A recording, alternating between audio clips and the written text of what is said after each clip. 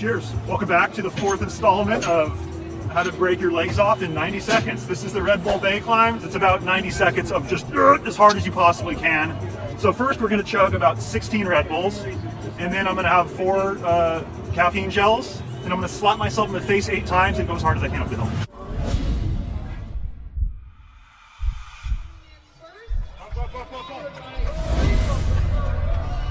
Yeah!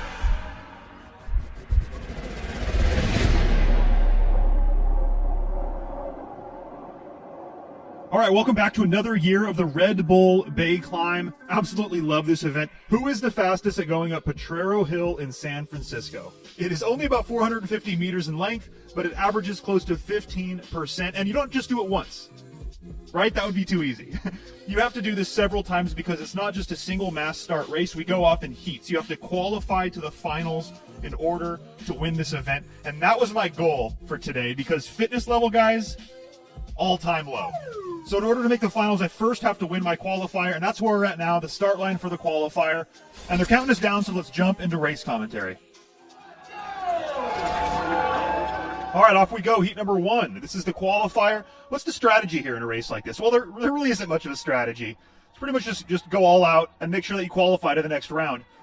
In this case, the top 2 qualify to the next round. So as long as you're the top 2, there's really no need to, like, go nuts, right? I guess there's a little bit of strategy. And the other thing you'll notice is I'm on the front right now. That's because drafting doesn't matter when you're going up a 20% grade. So I just want to make sure I'm not getting boxed in. I want to make sure I'm going to guarantee myself a spot in the top 2 that qualifies onto the semifinals. And I'm doing a decent amount of power here. I'm still about 150 watts off of my personal best up this climb. Even more once we get to the top. We'll see in a second.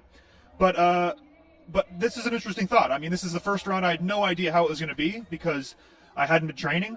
Fitness was at an all-time low, like I said earlier. How does that affect something that is only like a 70 or an 80-second effort? I'm not sure. I don't think that it's going to affect me too much on the first couple of runs. I suspect later on in the semifinals and the finals, hopefully, fingers crossed, I make it to the finals. That's when I think it'll really start affecting me. But for now, I'm feeling okay. Heart rate's pretty high. This is easily 10 beats per minute higher than it has been in previous years. And that is also a symptom of being out of shape. But for here, you can tell I'm weaving around the road, I'm looking around, and I'm doing about 400 watts. That's about as low as you can go. I'm out of gears. I'm doing, 65 RPMs. I just want to get across the finish line, make sure I'm in one of the top spots. And I'll be honest with you guys, this was a huge confidence boost for me because I had no idea where I stood before this qualifier round. It hurts even when you're not going full clip. But we're good. So far, so good. I'm curious to see how the lack of fitness is going to affect me in rounds 2 and hopefully 3. Dude, good job. Killer. Attaboy, Jack. Attaboy. And bam, just like that, we're off on the semifinal qualifier. And look at the whole shot that RJ gets from the gun. He's already out of sight. Dude is a 6-time national champion mountain biker. That'll be the last we see of him. So my clip-in was the opposite. I had an awful clip-in. Now I'm doing some work to make up for it, up close to 1,000 watts. Not panicking, though. That's how you can dig yourself a hole in these events, is if you just do way too much too soon out of panic. I'm chilling. I need to be top 2 in order to advance to the finals. That is my goal, you guys, for this day, is to make the finals, and right now I'm losing.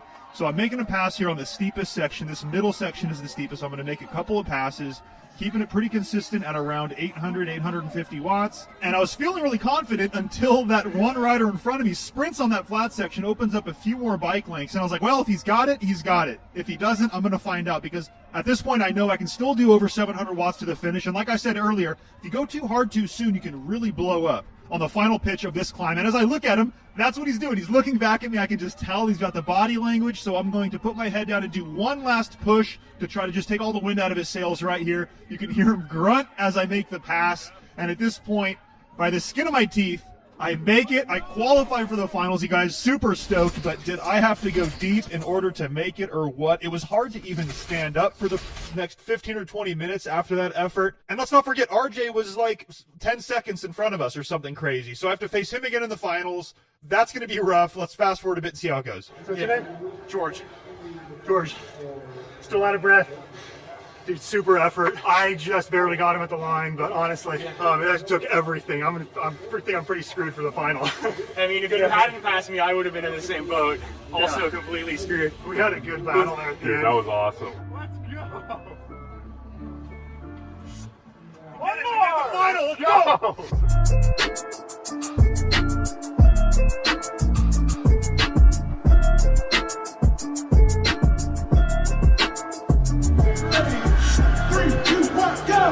All right, cue the Rocky soundtrack. We are off on the finals, and oh my God, another terrible clip-in and another sensational clip-in by the mountain bike duo. Those dudes know how to race, I'll tell you what. And I'm like, oh my God, doing 950 watts.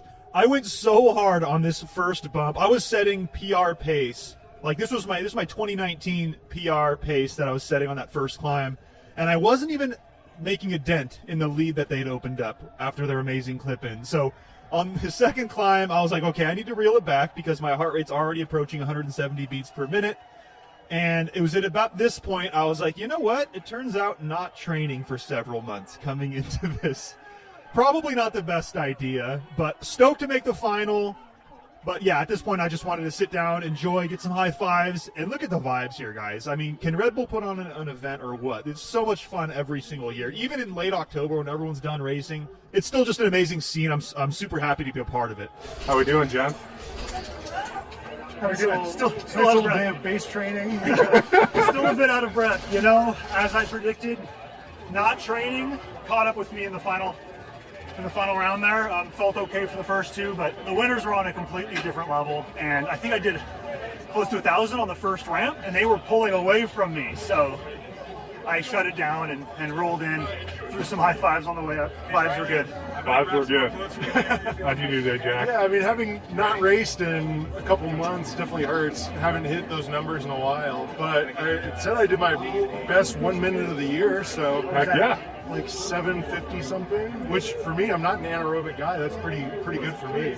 But also, you're not a heavy guy. That shows the talent that's here. Yeah. If you're a 160 pounder doing 750 for a minute, and you're not making the final, it's a high level of competition out here. From Jack Attack on the top of Potrero Hill, as always, catch you guys in the next one. Thanks for watching.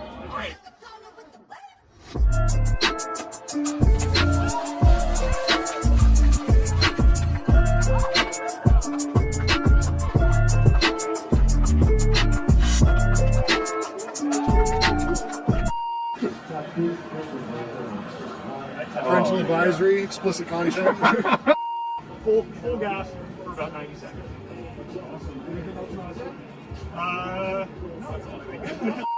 Where does the first one up here?